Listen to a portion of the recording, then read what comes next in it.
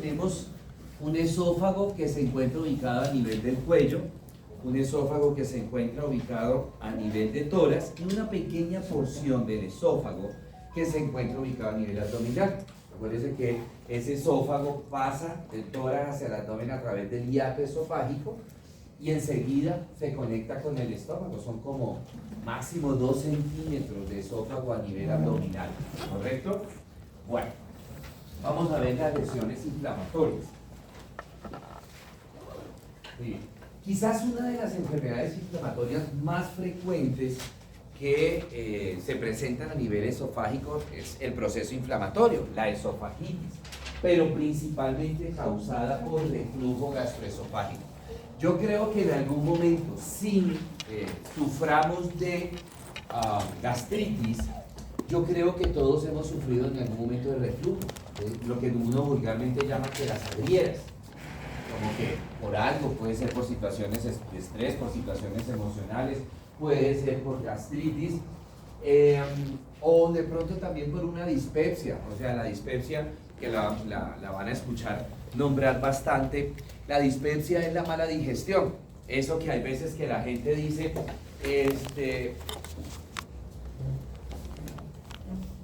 eso que la gente dice, me cayó mal, oiga, comí tal cosa y me sopló, me siento soplado, me siento aventado. Eso es un síndrome dispéptico que es generado por muchos alimentos. Entonces, hay muchas patologías que generan este proceso inflamatorio. En este caso, el reflujo. ¿Qué es lo que está sucediendo en el reflujo? El esfínter, el cardias, está muy sensible. Recordemos que el cardias, ya lo acabo de decir, es un esfínter. Aquí está el esófago, ¿cierto? Esto es tórax. Llega el alimento, el bolo alimenticio, toca el cardias y ese es el estímulo para que el cardias se abra y pase, ese bolo alimenticio pase del esófago torácico al esófago abdominal e inmediatamente pase del esófago hacia el estómago. Para allá Morfo lo veríamos, ese alimento en el estómago se mezcle con las diferentes secreciones de las células parietales, de las células principales, ¿cierto? Gastrina, pepsinógeno, ácido clorhídrico, ok. ¿Qué sucede? En términos generales, vamos a llamarlos ya jugos gástricos, al conjunto de todas esas secreciones de las células parietales principales, las células simógenas.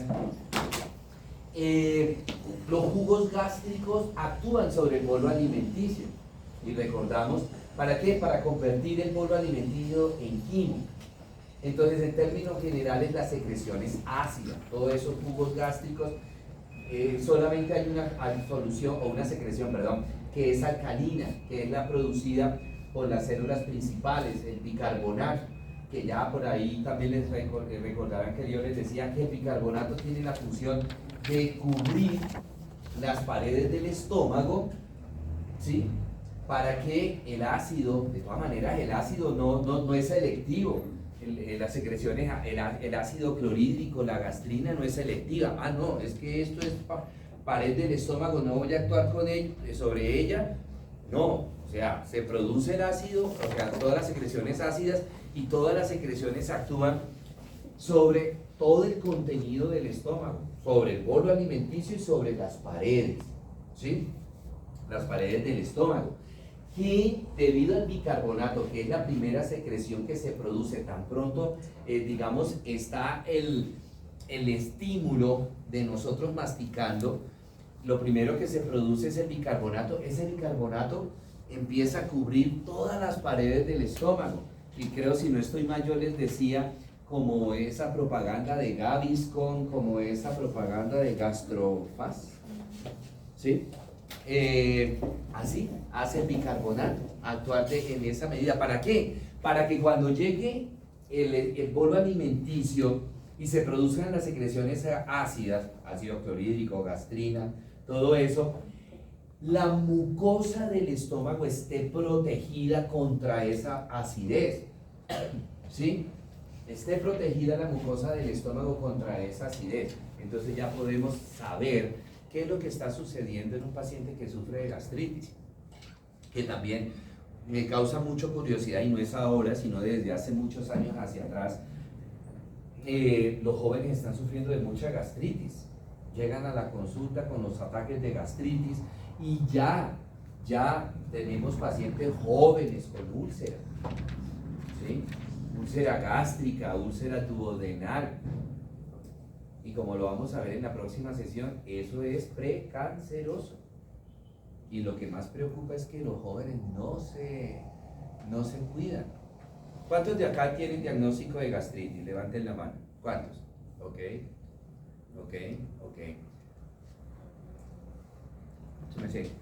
Última endoscopia.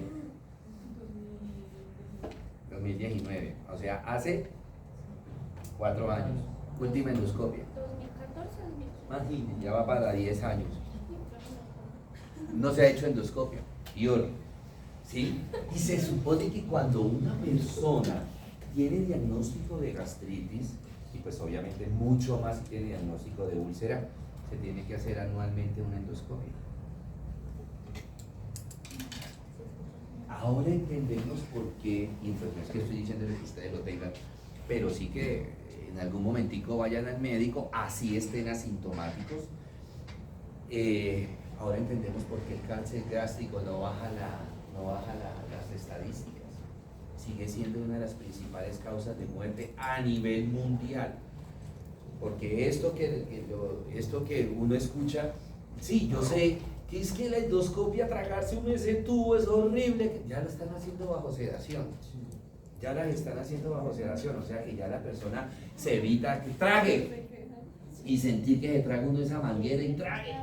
¿Sí? Sí, anteriormente era sádica esa vaina y uno, en ese momento uno de pronto, no es que lo estoy justificando, de que no se hicieran en su momento las endoscopias, ¿sí? Pero decía, bueno, sí es bastante molesto tragarse uno cada año esa manguera, pero ya es bajo sedación, ¿por qué no se hacen las endoscopias? Y eso es a nivel mundial, eso no es a nivel FAO, eso es a nivel mundial. Vuelvo y repito, si ustedes miran las estadísticas, los jóvenes hoy día son los que más sufren de gastritis por muchos factores que hablaremos en la próxima clase. Muy bien, entonces, ¿qué pasa? En estos pacientes con gastritis, o en algún momento, así no suframos de gastritis, en algún momento el esfínter cardia se vuelve muy sensible, ¿sí? Entonces, ¿qué pasa? Pasa el bolo alimenticio, se cierra el cardias inmediatamente, y lo que le sucede al cardias es algo, ojo, no es que es lo mismo, ¿no? Algo más o menos similar a lo que hablábamos en las sesiones pasadas, por ejemplo, con las varices, en las sesiones pasadas con las válvulas cardíacas, ¿sí? Que el cardias va perdiendo la tonicidad, el tono, la fuerza con que se cierra el cardias, de tal manera que cuando llega el alimento acá toca, porque obviamente acá se empieza a contraer el estómago y entonces se mueve todo allá adentro, toca ese bolo alimenticio, toca el cardias, inmediatamente en respuesta el cardias, ¿qué? Se dilata, se abre, ¿sí? Y eso no debería suceder, porque ese se tiene que cerrar herméticamente. Entonces, si queda abierto el cardias, y vuelve y retomemos el ejemplo de la puerta, este es el estómago, este es el cardias, se abrió el cardias, pasó el bolo alimenticio de esófago a estómago, se cerró, pero empezó a contraerse el estómago para liberar todo el resto de secreciones que forman los jugos gástricos. ¿Y qué pasó? Se volvió a abrir el cardio. Y entonces, ¿qué es lo más lógico que pase? Que parte de este contenido gástrico que ya se ha mezclado con jugos gástricos, ya es quimo, no es bolo alimenticio, sino quimo, se devuelve, se regurgite, ¿sí? Y eso es lo que sucede en la esofagitis. ¿Cuál es el problema? Que ese contenido que se está regurgitando, que ese contenido que se está devolviendo ya es que pH, ácido. Ya es ácido porque se mezcló con los jugos gástricos, ya es ácido.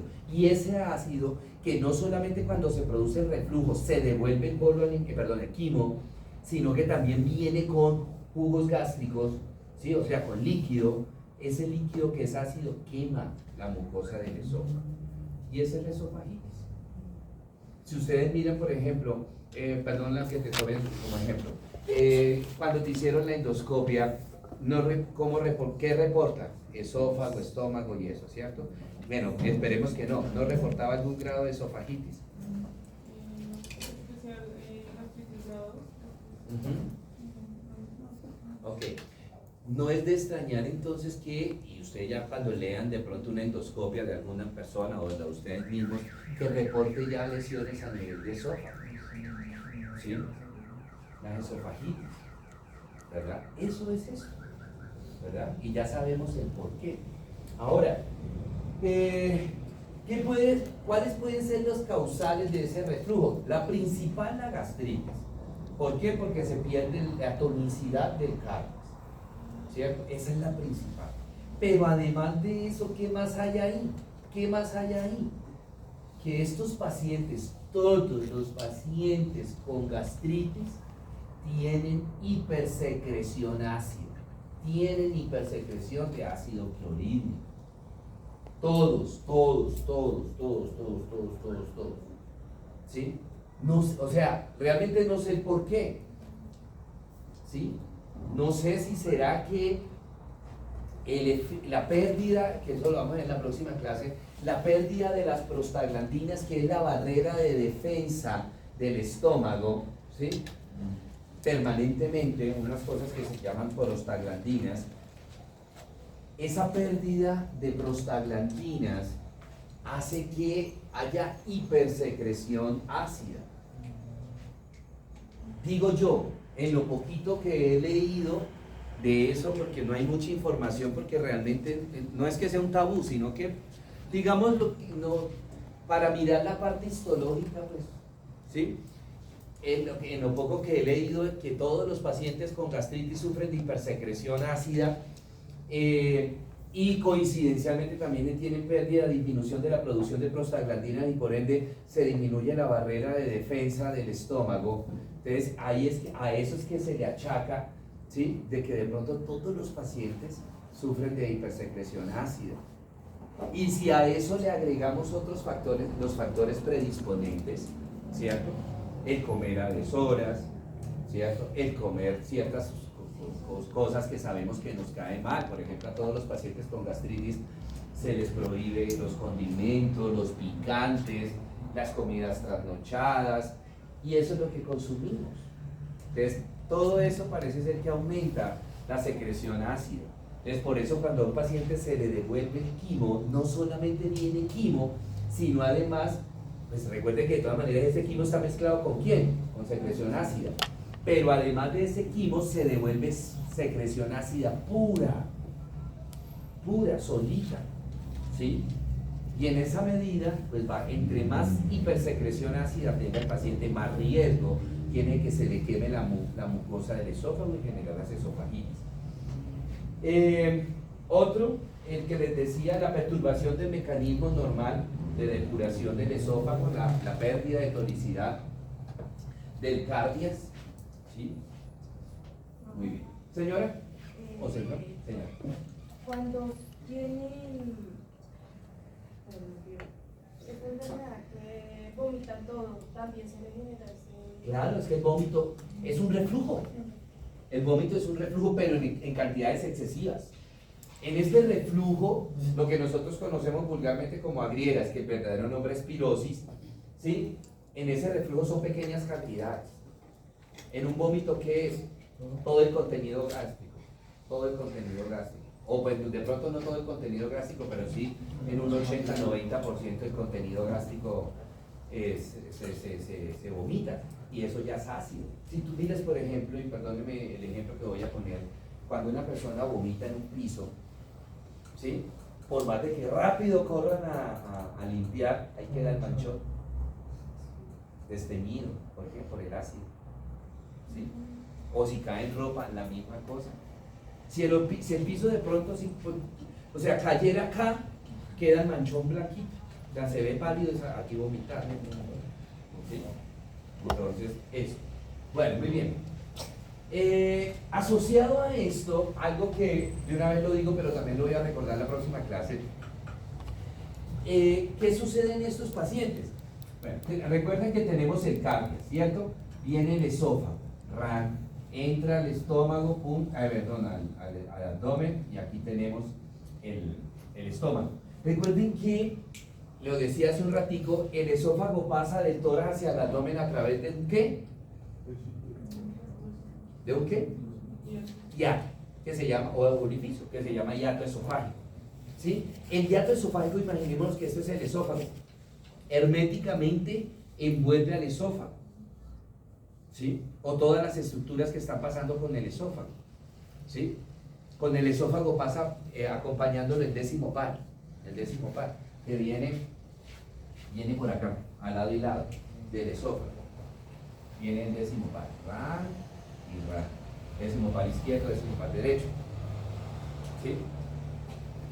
Cuando el décimo par, y haciendo un recorderis, cuando el décimo par, antecitos de que entre al hiato, el décimo, imagínense ustedes que yo soy el esófago y mis brazos son el décimo par izquierdo, décimo par derecho. Antecitos de, imaginemos que allá está el hiato en el piso, entrar el esófago por el hiato, el décimo par hace esto. ¿Se acuerdan que yo les decía? Entonces queda, el izquierdo pasa anterior y el derecho pasa posterior. Entonces ya uno no habla de décimo par izquierdo y derecho, sino décimo par anterior y posterior. Aquí, y empieza a dar, bueno, por todo esto va dando una serie de ramas nerviosas para inervar el esófago, y acá lo mismo, ¿cierto? Para inervar, acuérdense que el décimo par inerva todas las vísceras supramesocólicas, el décimo par craneal, todas las vísceras supramesocólicas, ¿cierto? Pero acá hablamos de izquierdo y derecho, acá hablamos de anterior y posterior, ¿cierto? Entonces por ese hiato pasa el esófago y acompañando el esófago el décimo par, ¿correcto? Entonces ese hiato, no digo que cierra herméticamente, sino que sí sería herméticamente, sino que lo rodea tan perfectamente que no deja que el esófago haga esto, se mueva para ningún lado, no lo deja, ¿sí? En estos pacientes hay otra particularidad que tienen estos pacientes con reflujo, con gastritis, con úlcera, es que tienen la peristalsis aumentada, los movimientos intestinales los tienen aumentados, ¿cierto? Tienen hiperperistaltismo, y ese hiperperistaltismo es el que genera que el estómago se contraiga más y se libere mayor cantidad de ácido, ¿sí? Pero como hay reflujo, se está devolviendo algo, un contenido de acá, se está devolviendo para el esófago torácico. Entonces, ¿qué pasa? Que eso cuando se viene mucho contenido. Entonces acá en el hiato se arma como una especie de trancón. El que está empujando hacia arriba el reflujo, se arma ahí como un taco a nivel del hiato. Cuando eso es persistente, ¿sí? Cuando es ocasional no pasa nada, pero cuando esto es persistente, varias veces a la semana o varias veces al día, el músculo, ¿qué particularidad tiene? De que se puede ir ¿qué? Dilatando. Entonces este contenido empieza a empujar hacia el hiato y empieza a dilatar el hiato. Entonces, ¿qué le pasa? Que ya empieza el esófago ¿a qué?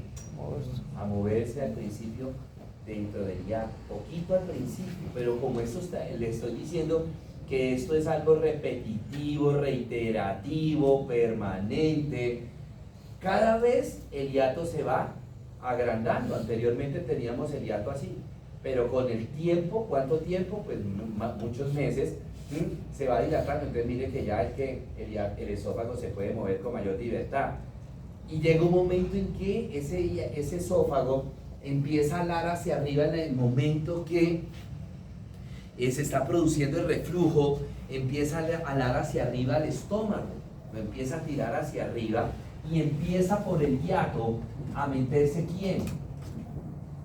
El fondo gástrico. Se empieza a meter el fondo gástrico. Entonces en algunos momentos vamos a tener un pedacito del fondo gástrico metido dentro del hiato. Esas son las hernias hiatales. Hiato. se está herniando, se está ¿qué es una herniación? La protrusión de una víscera por un saco. ¿El saco cómo se llama? Hiato. Ahora, dependiendo qué tanto se esté protruyendo del estómago, del fondo gástrico, por ese hiato, es donde de pronto ustedes han leído o han escuchado que una hernia hiatal grado 1, grado 2, grado 3, grado 4. ¿Sí? Entre más reflujo tenga el paciente, más le aparece la hernia. Y esa hernia que de pronto hace 2 años me diagnosticaron que era una hernia hiatal grado 1, de pronto si me hago una endoscopia ahorita ya la tengo en 2 o grado 3. ¿Por qué? Miremos, le va a preguntar el gastroenterólogo. ¿El reflujo le ha aumentado? Sí, señor. ¿Es eso? Sí. Bueno, muy bien.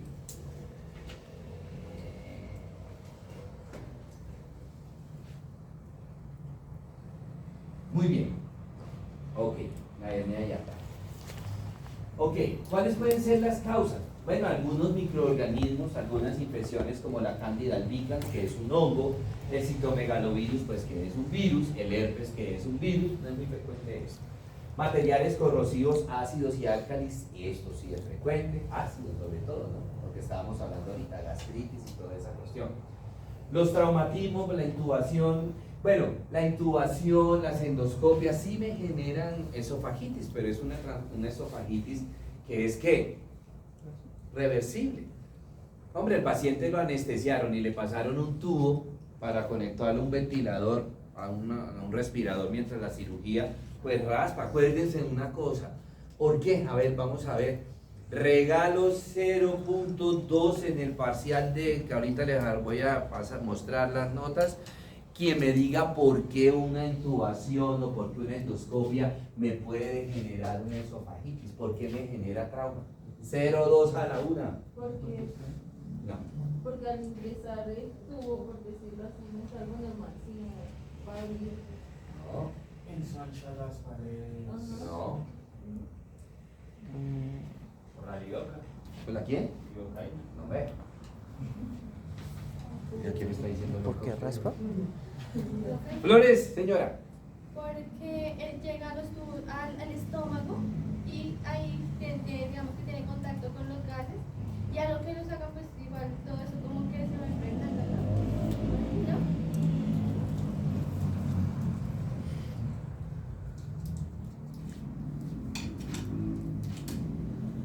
¿Qué más? ¿Su merced se hizo el baño de las 7 hierbas? ¿Seguro? Porque ya con lo que vi hoy no. No se ría que también a usted le pregunto, estaba hablando de usted. Piraján. Porque tal vez lastima la mucosa. Tal vez no. No, sí, claro, tiene que lastimar la mucosa, pero ¿por qué la lastima la mucosa? ¿Por qué raspa? Porque el esófago no siempre está dilatado. Señor. El esófago no siempre está dilatado y solo se dilata cuando está pasando por alimenticio. Y ahí todo, o sea, ahí todo el esófago está dilatado. ¿Sí me hago entender? Pregúntele al profe, no a mí. Tiene esa boca usted llena de pura sabiduría. Acuérdense que yo les dije en Morfo que el esófago siempre está colapsado, siempre está cerrado de anterior a posterior. ¿Me acuerdo ahorita? Siempre está cerrado así, colapsado de anterior a posterior. Siempre está así cerradito. Y si yo meto un tubo, el tubo obliga, como dijo Higuera, obliga a abrir y va raspando, va raspando. ¿Sí? Va lesionando. Por eso es que... ¿A quiénes le han hecho endoscopia? Su merced.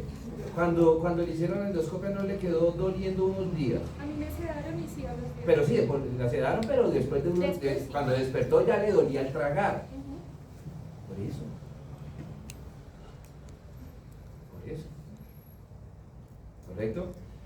Bueno, radiación, que es esporádico, y el VIH por la Candida albicans. ¿Sí? Bueno, muy bien. ¿Cómo se presenta? Pues como cualquier proceso inflamatorio, como cualquier proceso erosivo, se va a presentar un proceso, un eritema, un enrojecimiento inicialmente a nivel de la mucosa, inicialmente un enrojecimiento, pero sí, esto es un proceso continuo, permanente, cada rato el paciente está con las dichosas pirosis, está cada rato presentando reflujo, pues ya el epitelio, ese ácido, empieza a lesionar el epitelio, ¿sí? Que creo que también cuando hablamos de vasculitis yo les decía, ese ácido quema, mata las células del epitelio, ¿sí? Del esófago. ¿Pero qué? La lámina basal, que es donde están descansando las células, son las encargadas de regenerar esas células. Entonces se quemó, llegó el ácido, las quemó, no hago la aclaración, no es que cada vez que llegue ácido lo mata, no, va lesionando y de tanto que le llegue el ácido a esta célula, llega un momento en que se muere, ¿sí? Y ahí viene la lámina basal y repone la célula. No es que llegó ácido y enseguida se murió la célula, no. La célula muere, pero cuando ya lleva bastante tiempo, lleva bastante tiempo el ácido actuando sobre la célula. Entonces llega la lámina basal y repone, por eso no sentimos, digamos, como síntomas, ¿cierto? Porque la lámina basal se encarga de regenerar. Pero llega un momento en que ya la lámina basal se cansa. Yo les decía cuando vasculitis se mama de regenerar y se le acabó. Ya no puede, se le acabó la mitosis, ya no puede regenerar. Ahí es cuando ya empieza ese microscópicamente, ese hueco comienza a hacerse evidente macroscópicamente. Y es cuando aparecen las erosiones, ¿sí? Es cuando aparecen las erosiones a nivel de la mucosa del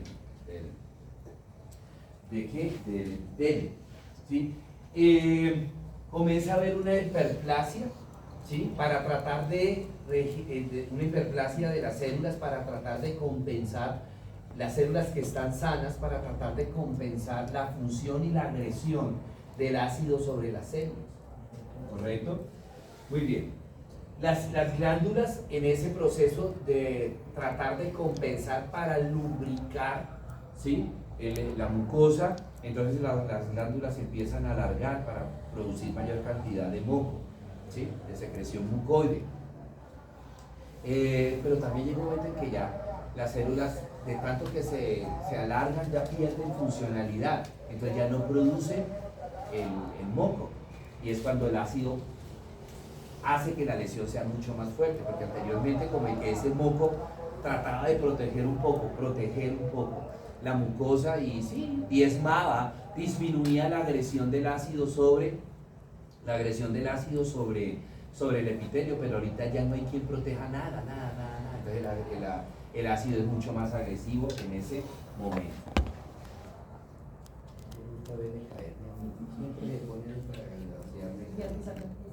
Bueno, sí. Entonces, ¿cuáles son las manifestaciones clínicas? Lo más importante del reflujo, lo que les decía, la pirosis, que es las dichosas anglieras, ¿sí?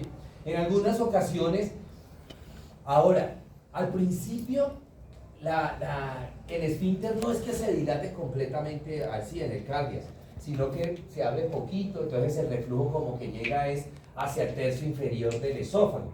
Por eso el paciente algunas veces se hacen así, o dicen, por acá, tengo agrieras, y se tocan por acá, tengo agrieras. Pero en la medida que continúa el proceso, pues obviamente la lesión del cardias va avanzando, entonces cada vez el cardias se va, ¿qué? Abriendo más hasta que llega un momento en que el cardias queda completamente abierto, ¿sí? Y en ese momento que el cardias se abre al 100, el reflujo llega hasta la boca, que el paciente siente el ácido en la boca. Algunos de ustedes lo experimentan, como si se fuera a vomitar uno, pero es poquito lo que llega, no es vómito, es simplemente el reflujo. ¿Listo?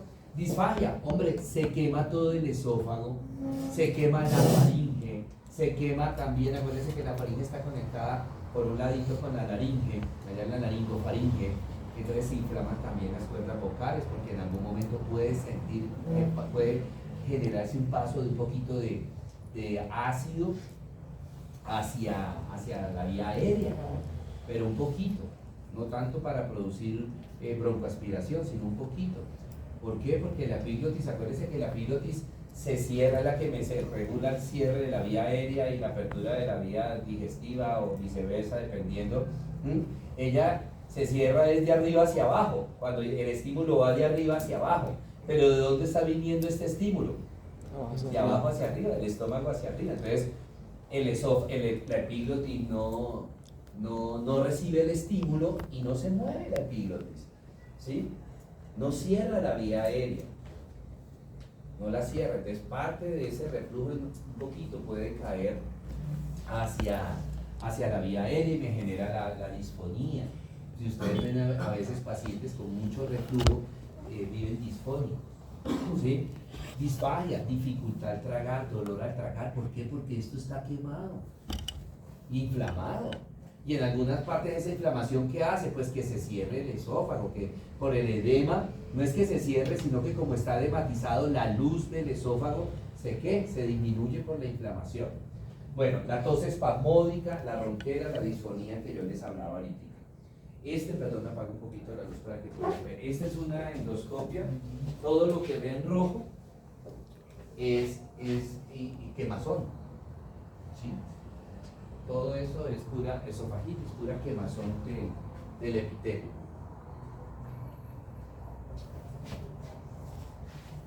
Bueno, muy bien. Algunas complicaciones, el esófago de Barrera, que aquí es donde yo les decía a las personas que sufren de gastritis, el por qué se tienen que hacer concomitante o periódicamente las endoscopias. En el esófago de Barrera el epitelio empieza a mutar, ¿sí? Empieza a mutar, ¿correcto? ¿Cuál sería la génesis? Un epitelio normal por cualquier cosa, antes de convertirse en cáncer, pues pasa por una serie de etapas de mutaciones. Un epitelio normal pasa a metaplasia, de metaplasia a displasia, de displasia a anaplasia. Cuando ya hay anaplasia es cáncer. Cuando hay displasia es una lesión precancerosa. Es una lesión precancerosa, ¿sí? Metaplasia todavía no es mala, o sea, no es cáncer ni precancerosa todavía, pero sí ya hay un cambio en la forma de las células de ese epitelio, ¿sí? Ya hay un cambio. Entonces, miren esto, que aquí las células están contiguas, están normales. Miren esto. Aquí ya fíjense que hay zonas donde está como roto el epitelio. Aquí este paciente ya tiene una úlcera pero esofágica, ¿sí, señor? ¿Cómo? El ideal es sacar biopsia. El ideal es sacar biopsia, ¿sí?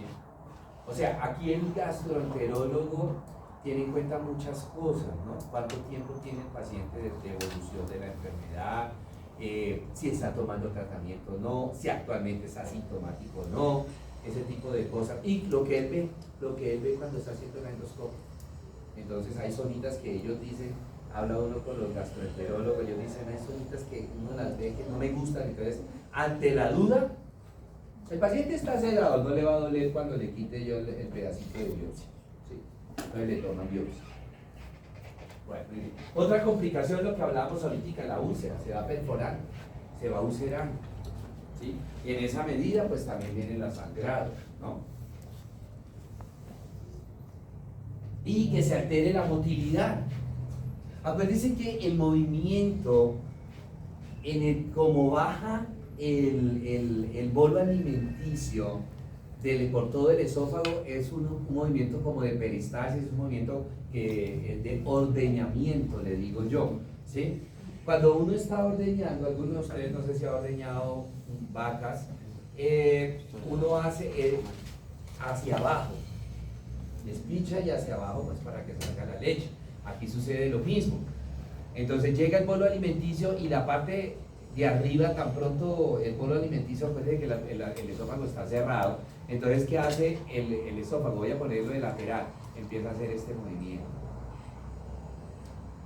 Eso se llama peristalsis, ordeñar hacia abajo y lo va empujando hacia abajo.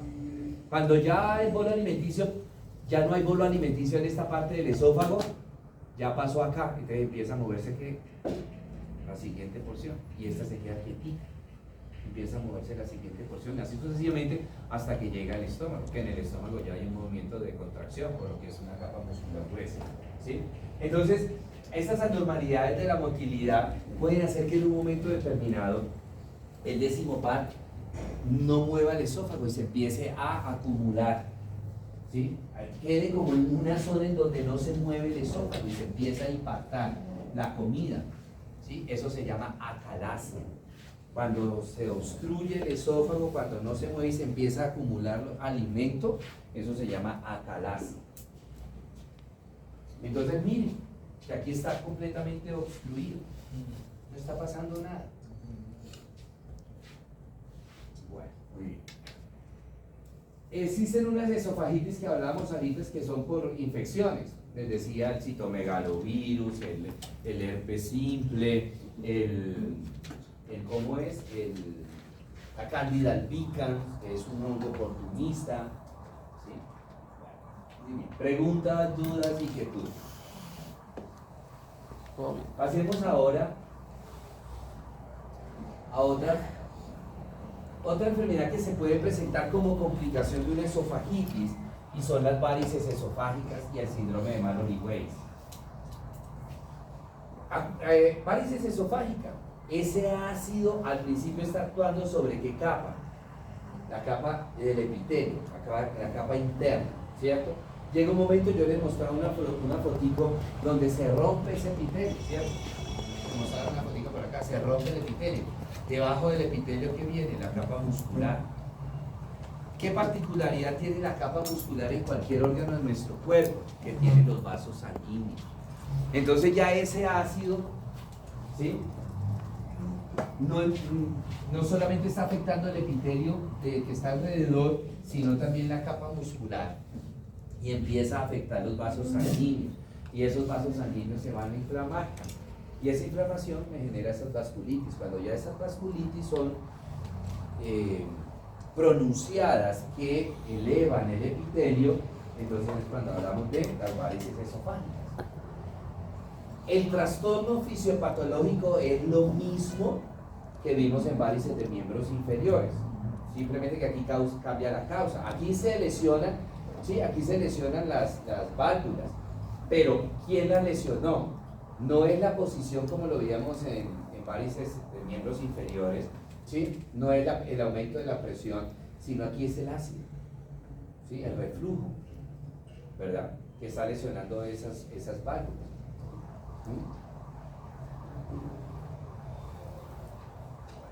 Llega un momento en que, como lo vimos en vasculitis, la capa del vaso sanguíneo se va debilitando en la medida que se va engrosando, en la medida que se va dilatando, se va generando la varice, que llega un momento en que se perfora y me generan las hemorragias. Al principio pueden ser microhemorragias y otras veces pueden ser ya macrohemorragias.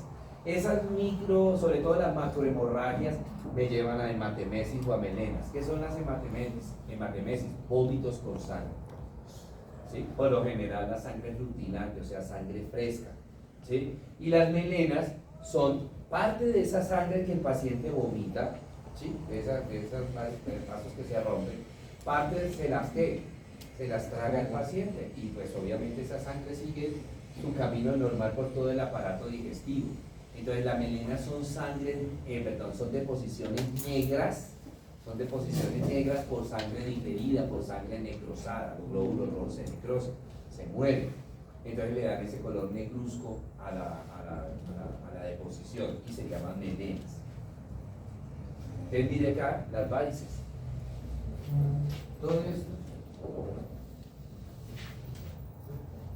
todo esto mira,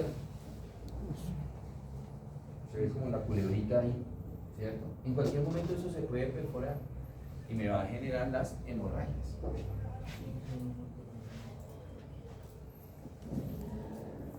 Antes de que, cuando el paciente tiene, o antes de que aparezcan completamente las varices, del esfuerzo que el paciente hace para vomitar, o de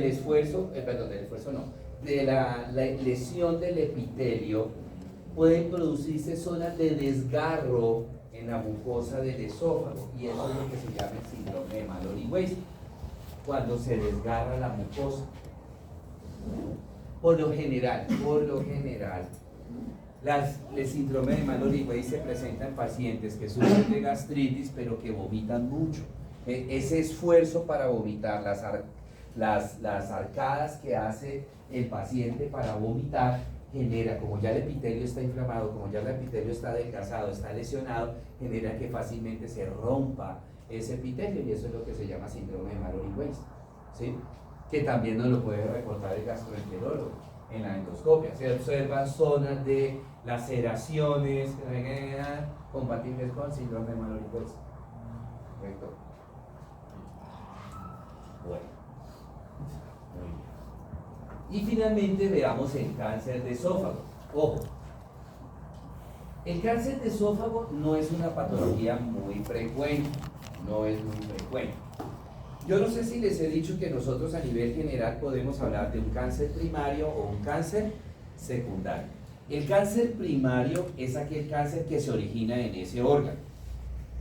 Entonces ustedes escuchan, el paciente, o sea, el cirujano, el ginecólogo, lo que sea, el médico, el oncólogo, lo que sea, dice, a nivel de útero se observa una lesión primaria neoplásica. Usted está diciendo que para el especialista el cáncer se originó en el útero.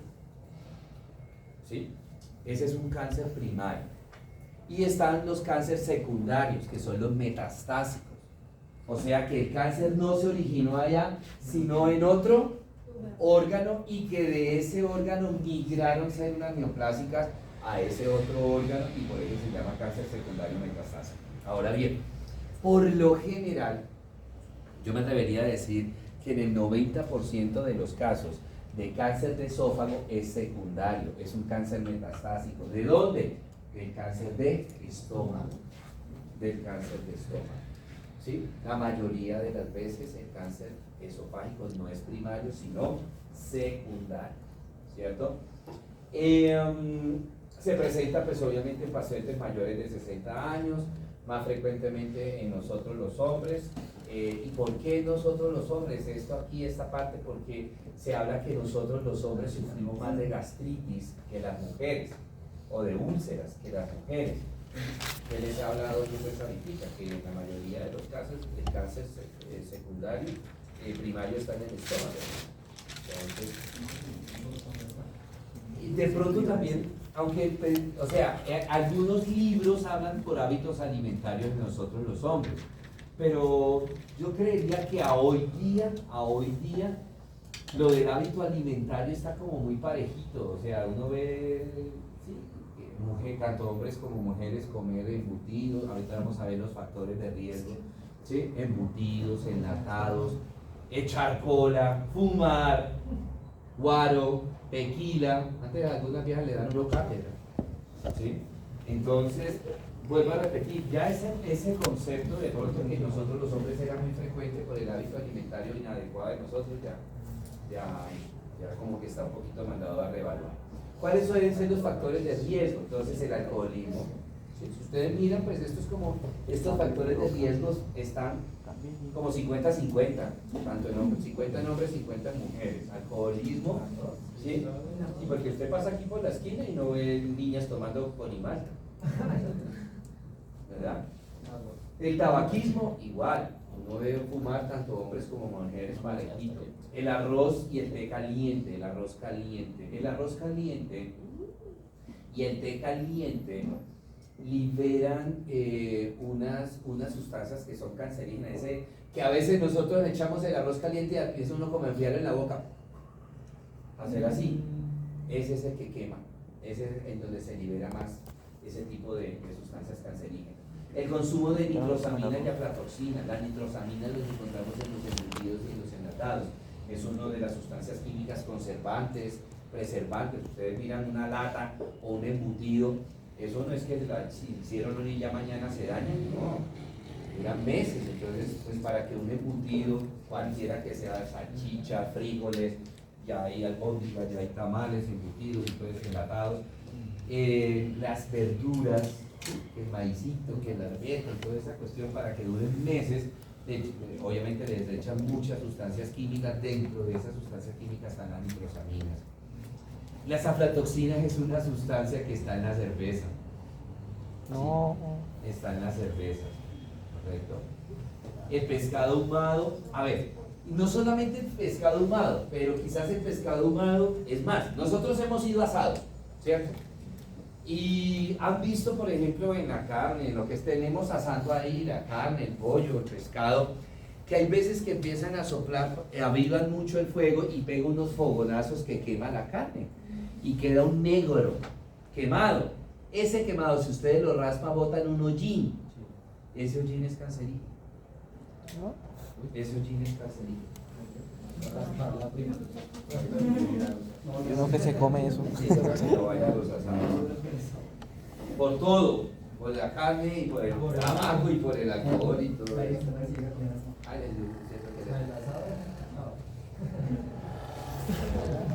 por eso es que, por ejemplo, en la época, por ejemplo, de mis papás, que de repente no es la misma época de sus papás eran más jóvenes, mi papá estaría cumpliendo 93 años, 92, 93 años. Sus papás obviamente son más jóvenes, pero había mucho cáncer de estómago y de colon por eso, porque comían mucho asado. ¿Por qué? Porque se cocinaba mucho en leña. Sí.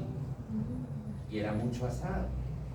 No quiero decir hoy día que no hagan tanto asado, pero ya por lo menos que lo hablábamos cuando veíamos el EPOC, ya hay, por lo menos ya no hay tanta leña, tanto se cocina en leña, que también les decía yo a ustedes, tenaz que en pleno siglo XXI, en Bogotá, Colombia, Sudamérica, planeta Tierra, todavía haya zonas en Bogotá donde se cocinan con leña.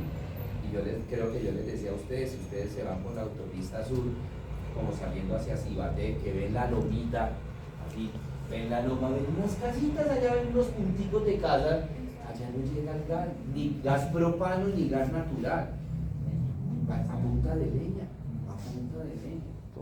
¿sí?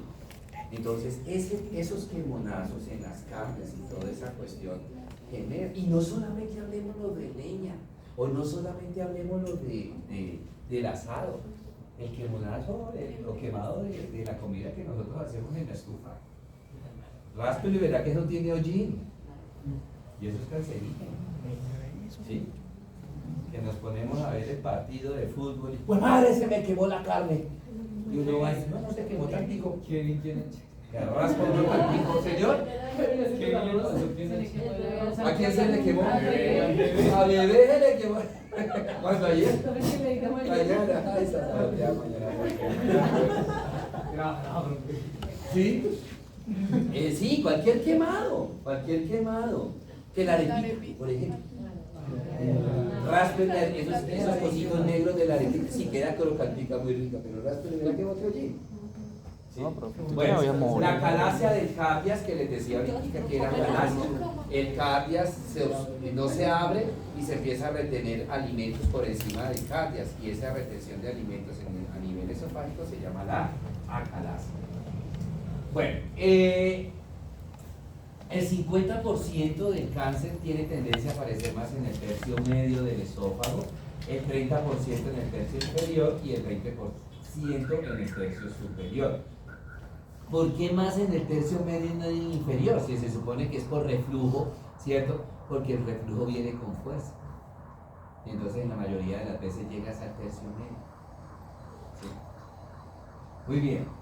¿Cómo se inicia? Se inicia como una lesión tipo leucoplasia. ¿Qué es leucoplasia? Una placa. ¿Sí? Una lesión plana. Esa lesión al principio va creciendo en extensión, no en profundidad, va creciendo en extensión, ¿cierto? La génesis, por así decirlo, sería leucoplasia, o sea, una mácula. Eso, si les queda difícil el término de leucoplasia, mácula, que es una mancha, luego pasa a nódulo, ¿sí? Luego pasa a aquí es pápula, luego nódulo y por último úlcera. Todos los cánceres tienen esa, así como les decía, que todos los cánceres, epitelio normal, metaplasia, displasia, anaplasia, cuando ya hay anaplasia empiezan como leucoplasia o como mácula, luego se eleva un poquito la lesión, se convierte en una pápula, que es una lesión elevada, luego un nódulo, que es una lesión más grande, y finalmente viene la úlcera cuando se perfora, ¿sí? Esto pues va a crecer hacia la luz del esófago, y entonces ¿qué? Obstruye el esófago y me va a generar obstrucción. Entonces el paciente empieza a experimentar sensación de atoro. Al principio la sensación de atoro es para alimentos sólidos, luego para alimentos blandos y finalmente para alimentos líquidos. ¿Sí? El paciente dice, doctor, yo como por ejemplo, a ver, algo chicharrón, que es duro. ¿Sí? Yo como chicharrón y siento por acá como un atoro que como si no me bajara, me toca echarle líquido. Sí, un líquido para que la presión con la que viene el líquido empuje eso, pero es porque hay una masa que está obstruyendo el paso, que está obstruyéndole parcialmente o totalmente, bueno, ya como con acalasia, ¿no?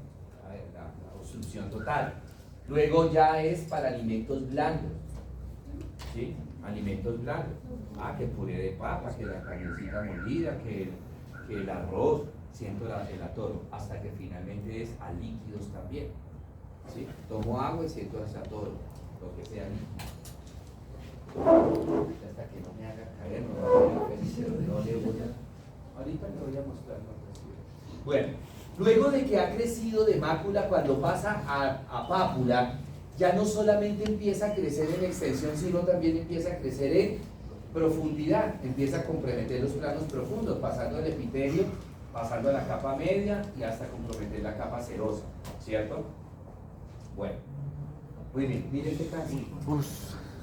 ¿Sí? Miren cómo ha obstruido, eso es la luz, ya nada más queda de luces.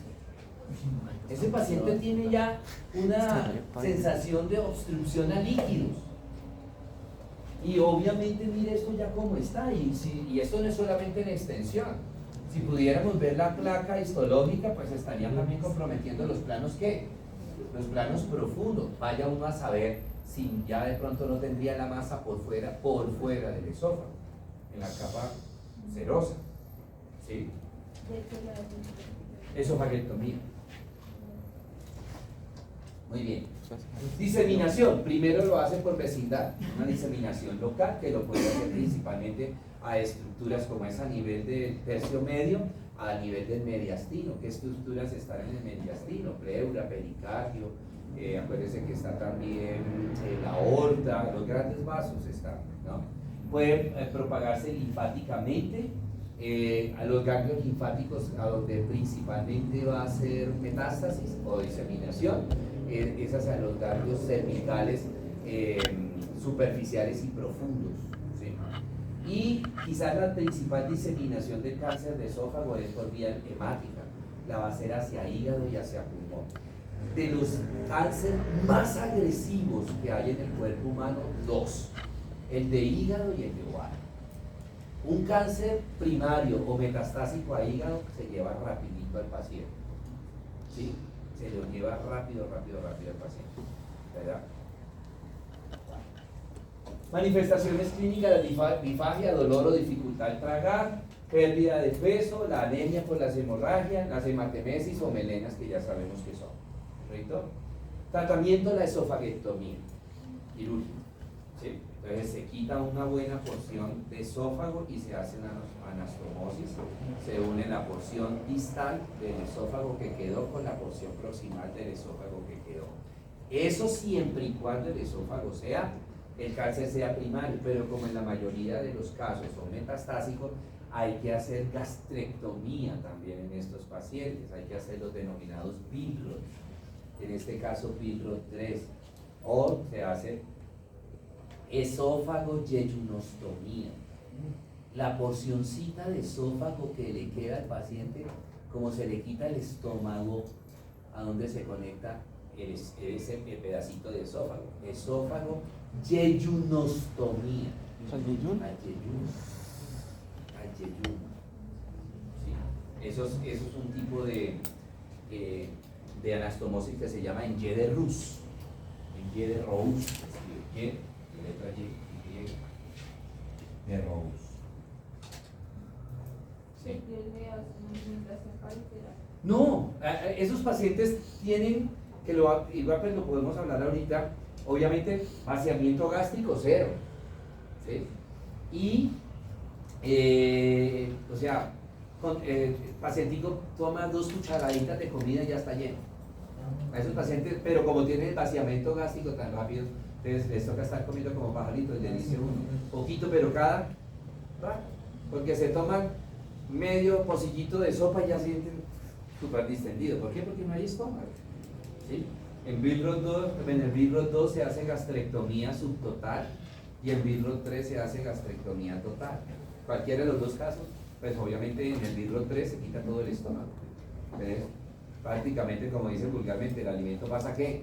Derecho, porque no hay donde almacenar el estómago, no hay estómago donde se almacene la comida, ¿cierto? Entonces los pacienticos comen poquito, como les digo, uno los ve los pacienticos, medio pocillito de sopa, o 2 cucharaditas, pues obviamente no pueden comer casi sólido, ¿no? Entonces, por ellos, pues, la dieta de ellos más que todo dieta semiblanda o blanda. Entonces, que puré de papa, que carnecita molida, que pollito desmechado, que sopitas, calditos, cositas así.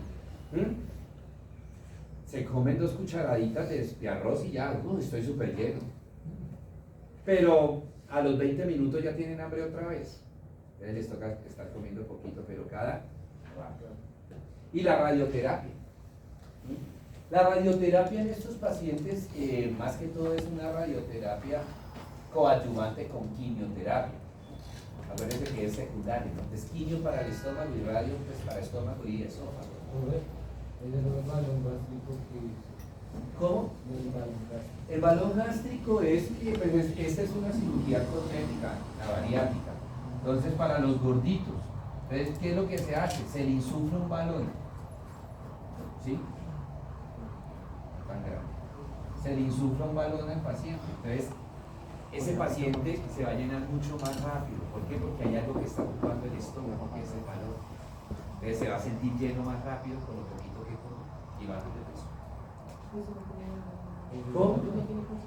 Sí, estos pacientes, bueno, está la bariátrica que es gastrectomía y está el balón gástrico. En el caso del balón gástrico, pues este es un cuerpo extraño. Ahí, y como tal, el estómago se va a defender, el sistema inmunológico. Entonces, estos pacientes tienden a hacer gastritis, pero por eso. Sí, tienden a hacer gastritis por eso. Y se le atrofia. Pues obviamente donde está haciendo presión el balón atrofia las células, entonces se disminuye la producción de ácido clorhídrico, se disminuye la producción de todo, de flexinógeno, gastrina, bicarbonato. Entonces esos pacientes son muy propensos a las gastritis por eso, porque como hay disminución, también se disminuye la barrera de defensa. Hay disminución, por ejemplo, de bicarbonato, que es otra barrera de defensa. Entonces fácilmente. Entonces ustedes ven al paciente con balón gástrico, con el tiempo tienden a hacer gastritis. Ahora, esto hay que retirarlo. Esto hay que retirarlo. ¿Por qué? Porque tiende a fibrosar la zona. ¿Cierto? Entonces hay que retirarlo después de un determinado tiempo. Hay unos que duran, creo que son 3 años y otros 5 años. Pero ¿cuál es la, qué digo yo? Tanto en la bariátrica como en el balón gástrico. He visto algunos casos, no muchos, que al principio les ha hecho efecto. Duran 1 año, 2 años flacos y bien. Pero después empiezan a ganar peso. ¿Por qué? Porque acuérdense que el estómago es una bolsa muscular. Y como músculo, ¿qué? Se va ensanchando. Entonces yo le voy a decir, al principio quedaré llenísimo comiéndome la media bandeja paisa. Pero sigo comiéndome media bandeja paisa y ¿esto qué le va pasando? Se va extendiendo hasta que ya me como toda la bandeja paisa. Y empiezan a ganar peso por eso. Se le fue. Muchos pacientes pierden, he visto casos de que muchos pacientes pierden la cirugía después de un tiempo. ¿Sí? Por eso. O sea, las personas piensan que por el hecho que me dice la bariátrica, por el hecho que me dice el balón gástrico, ya no tengo que hacer dieta. No, tiene que hacer dieta. Y ahora más obligatorio de por vida, para que no pierda los 20 millones de pesos que cuesta. Bueno, muy bien, listo chicos. Preguntas, dudas, inquietudes. ¿20 millones cuesta eso? Cuando hay personas